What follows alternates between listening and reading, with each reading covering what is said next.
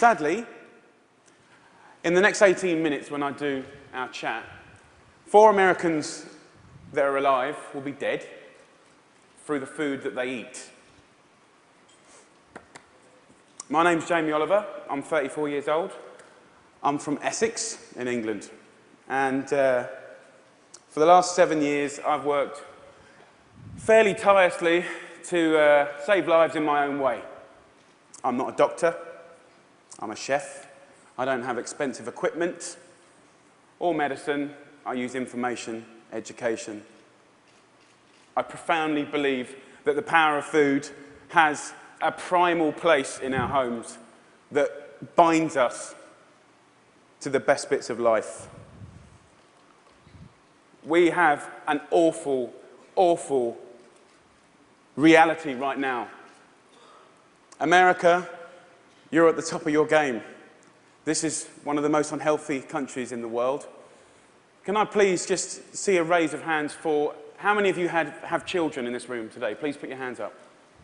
Aunties, uncles, you can continue to put your hands up. Aunties and uncles as well? Most of you. Okay. We, the adults of the last 4 generations, have blessed our children with the destiny of a shorter lifespan than their own parents. Your child will live a life 10 years younger than you because of the landscape of food that we've built around them. 2/3 of this room today in America are statistically overweight or obese.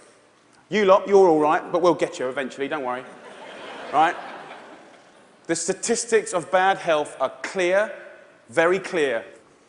We spend our lives being paranoid about death, murder, homicide, you name it. It's on the front page of every paper, CNN. Look at homicide at the bottom, for God's sake. Right?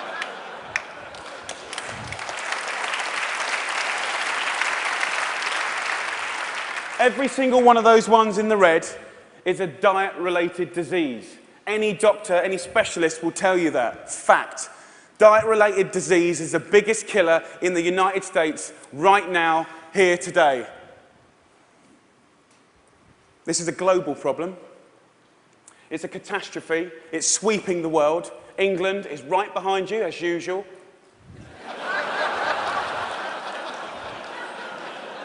I know they were close, but not that close. We need a revolution. Mexico, Australia, Germany, India, China, all have massive problems with obesity and bad health. Think about smoking. It costs way less than obesity now. Obesity costs you Americans 10% of your healthcare bills, $150 billion a year. In 10 years, it's set to double, $300 billion a year. And let's be honest, guys, you ain't got that cash. I came here to start a food revolution that I so profoundly believe in. We need it. The time is now. We're in a tipping point moment. I've been doing this for 7 years. I've been trying in America for 7 years. Now is the time when it's ripe. Ripe for the picking. I went to the eye of a storm. I went to West Virginia, the most unhealthy state in America. Or it was last year. We've got a new one this year, but we'll work on that next season. Huntington, West Virginia, beautiful town. I wanted to put heart and soul and people, your public, around the statistics that we've become so used to. I want to introduce you to some of the people that I care about, your public, your children. I want to show a picture of my friend Brittany. She's 16 years old. She's got 6 years to live because of the food that she's eaten.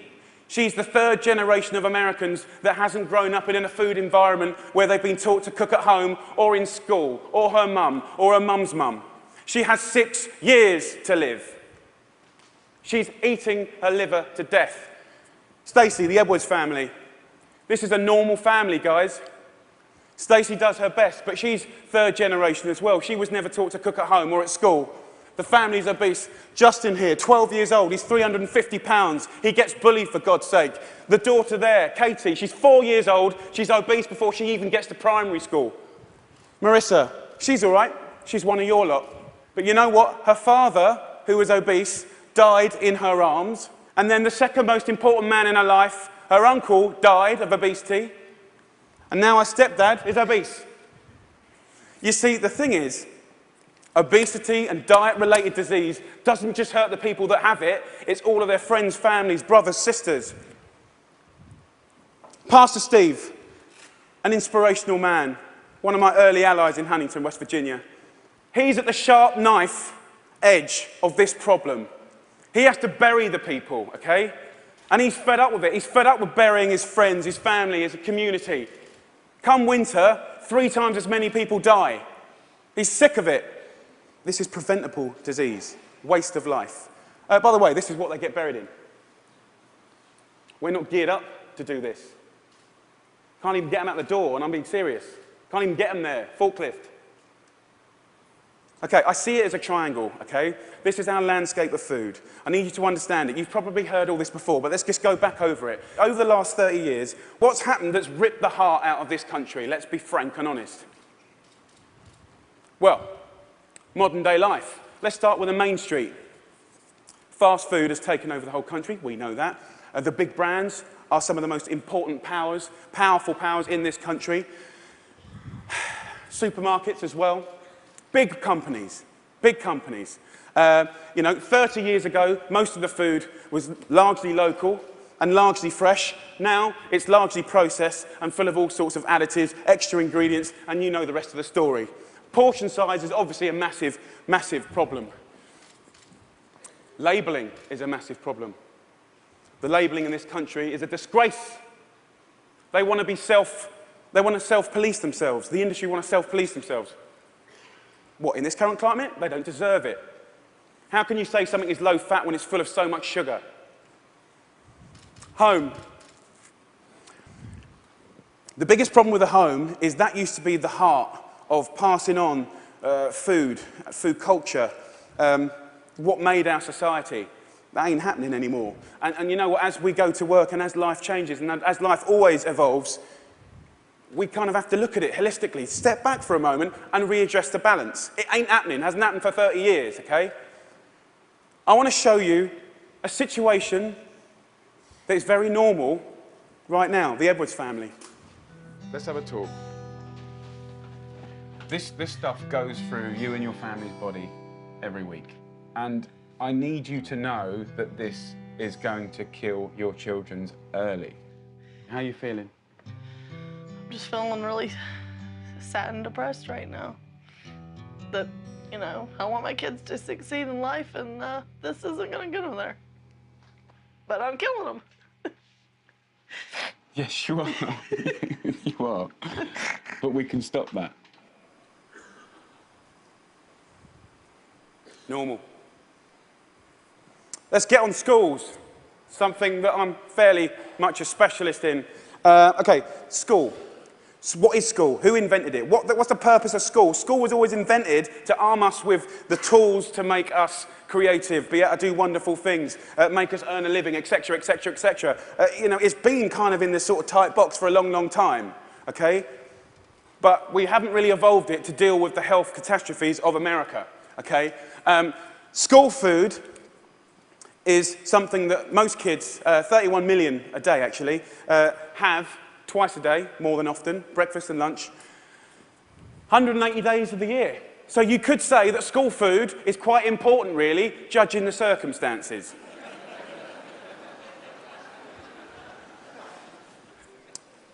Before I crack into my rant, which I'm sure you're waiting for, I need to say one thing, and it's so important in hopefully the magic that happens and unfolds in the next 3 months. The lunch ladies, the lunch cooks of America, I offer myself as their ambassador. I'm not slagging them off. They're doing the best they can do. They're doing their best. But they're doing what they're told, and what they're being told to do is wrong. The system is highly run by accountants. There's not enough or any food knowledgeable people in the business. There's a problem. If you're not a food expert and you've got tight budgets and it's getting tighter, then you can't be creative. You can't duck and dive and write different things around things. If you're an accountant and a box ticker, the only thing you can do in these circumstances is buy cheaper shit. Now, the reality is the food that your kids get every day is fast food. It's highly processed. There's not enough fresh food in there at all. You know, the amount of additives, E-numbers, ingredients you wouldn't believe. There's not enough veggies at all. French fries are considered a vegetable. Pizza for breakfast. They don't even get given crockery. Knives and forks, no, they're too dangerous. There's scissors in the classroom, but knives and forks, no. And the way I look at it is if you don't have knives and forks in your school, you're purely endorsing, from a state level, fast food, because it's handheld. And yes, by the way, it is fast food. It's sloppy joes, it's burgers, it's wieners, it's pizzas, it's all of that stuff. 10% of what we spend on healthcare, as I said earlier, is on obesity, and it's going to double. We're not teaching our kids. There's no statutory right to teach kids about food, elementary or secondary school, okay? We don't teach kids about food, right? And this is a little clip from an elementary school, which is very common in England. Who knows what this is? Potatoes. Potato? So you think these are potatoes? Do you know what that is? Do you know what that is? Broccoli. What about this? Our good old friend. Do you know what this is, honey? Celery. No. What do you think it is, darling? Onion. Onion, no. Immediately you get a really clear sense of, do the kids know anything about where food comes from? Who knows what that is? Pear. What do you think this is? I don't know. If the kids don't know what stuff is, then they will never eat it. Normal. England and America. England and America. Guess what fixed that? Guess what fixed that? 2 one-hour sessions.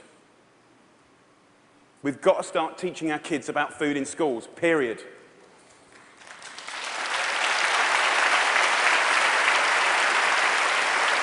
I want to tell you about something that kind of epitomizes the trouble that we're in, guys, okay? I want to talk about something so basic as milk.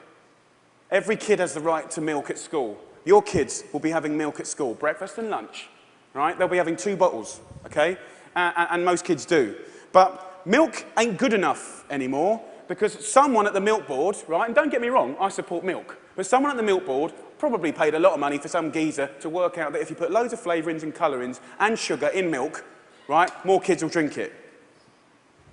Yeah. And obviously, you know, now that's going to catch on. The apple board is going to work out that if they make toffee apples, they'll eat more apples as well. Do you know what I mean? For me, there ain't no need to flavour the milk, okay? There's sugar in everything. I know the ins and outs of those ingredients. It's in everything. Even the milk hasn't escaped the kind of modern day problems. There's our milk, there's our carton. In that is nearly as much sugar as one of your favourite cans of fizzy pop, and they're having 2 a day. So, let me just show you. We've got one kid here having, you know, 8 tablespoons of sugar a day, you know. There's your week. There's your month. And I've took the liberty of putting in just the 5 years of elementary school sugar, just from milk. Now, I don't know about you guys, but judging the circumstances, right, any judge in the whole world would look at the statistics and the evidence, and they would find any government of old guilty of child abuse. That's my belief.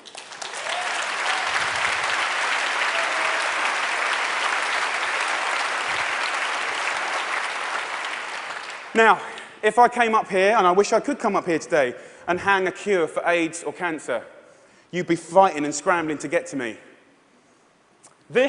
All this bad news is preventable. That's the good news. It's very, very preventable. So let's just think about, we've got a problem here, we need to reboot. Okay, so in my world, what do we need to do? Here's the thing, right? It cannot just come from one source. To reboot and make real, tangible change, so that I can look you in the white of the eyes and say, in 10 years' time, the history of your children's lives, happiness, and let's not forget, you're clever if you eat well, you know, you're going to live longer, all of that stuff, it will look different, okay? So, supermarkets. Where else do you shop so religiously? Week in, week out. How much money do you spend in your life in a supermarket? Love them. They just sell us what we want, all right. They owe us to put a food ambassador in every major supermarket. They need to help us shop. They need to show us how to cook quick, tasty, seasonal meals for people that are busy. This is not expensive. It is done in some, and it needs to be done across the board in America soon and quick. The big brands, you know, the food brands, need to put food education at the heart of their businesses. I know, easier said than done. It's the future. It's the only way. Fast food. With the fast food industry, you know, it's very competitive. I've had loads of secret papers and dealings with fast food restaurants. I know how they do it. I mean, basically, they've weaned us on to these hits of sugar, salt, and fat, and X, Y, and Z, and everyone loves them, right? So these guys are going to be part of the solution, but we need to get the government to work with all of the fast food purveyors and the restaurant industry, and over a 5, 6, 7-year period, wean us off the extreme amounts of fat, sugar, fat, and all the other non-food ingredients. Now, also, back to the sort of big brands, labelling, I said earlier, is an absolute farce and has got to be sorted. Okay, school. Obviously, in schools, we owe it to them to make sure those 180 days of the year, from that little precious age of 4 to 18, 20, 24, whatever, they need to be cooked proper, fresh food from local girls on site, okay? There needs to be a new standard of fresh, proper food for your children. Yeah?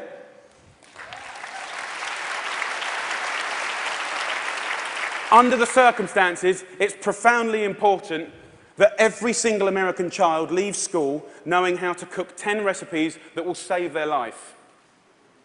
Life skills.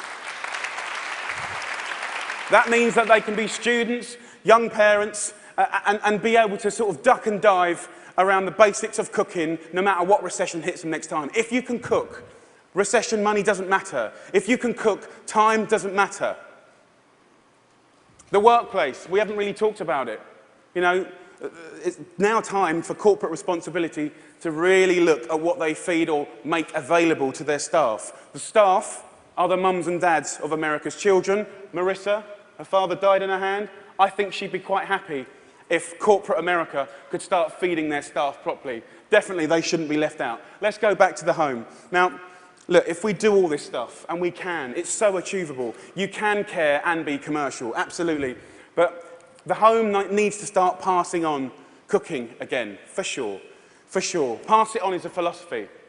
And for me, it's quite romantic, but it's about if one person teaches 3 people how to cook something, you know, and they teach 3 of their mates, that only has to repeat itself 25 times, and that's the whole population of America. Romantic, yes, but most importantly, it's about trying to get people to realise that every one of your individual efforts makes a difference. We've got to put back what's been lost. Huntington Kitchen. Huntington, where I made this programme, you know, we've got this primetime programme that hopefully will inspire people to really get on this change. I truly believe that change will happen. Huntington Kitchen, I work with a community. I worked in the schools. I found local sustainable funding to get every single school in the area from the junk onto the fresh food. $6.5 grand per school. That's all it takes, $6.5 grand per school. The kitchen is 25 grand a month, okay? This can do 5,000 people a year, which is 10% of their population, and it's people on people. You know, it's local cooks teaching local people. It's free cooking lessons, guys. Free cooking lessons in the main street. This is real tangible change. Real tangible change. Around America, if we just look back now, there's plenty of wonderful things going on. There's plenty of beautiful things going on. There are angels around America doing great things in schools, farm-to-school setups, garden setups, education. There are amazing people doing this already. The problem is they all want to roll out what they're doing to the next school and the next, but there's no cash. We need to recognize the experts and the angels quickly, identify them, and allow them to easily find the resource to keep rolling out what they're already doing and doing well. Businesses of America need to support Mrs. Obama to do the things that she wants to do.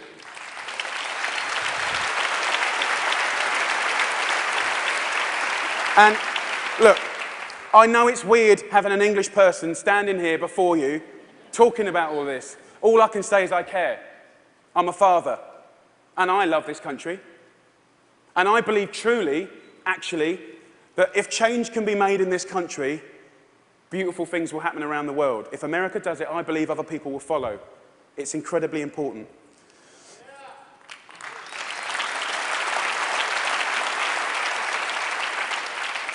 When I was in Huntington, trying to get a few things to work when they weren't, I thought, if I had a magic wand, what would I do?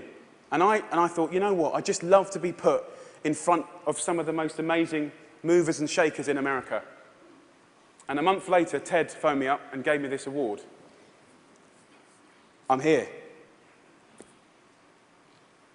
So my wish.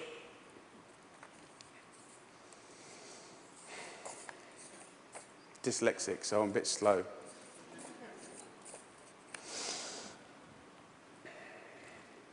My wish is for you to help a strong, sustainable movement to educate every child about food, to inspire families to cook again, and to empower people everywhere to fight obesity.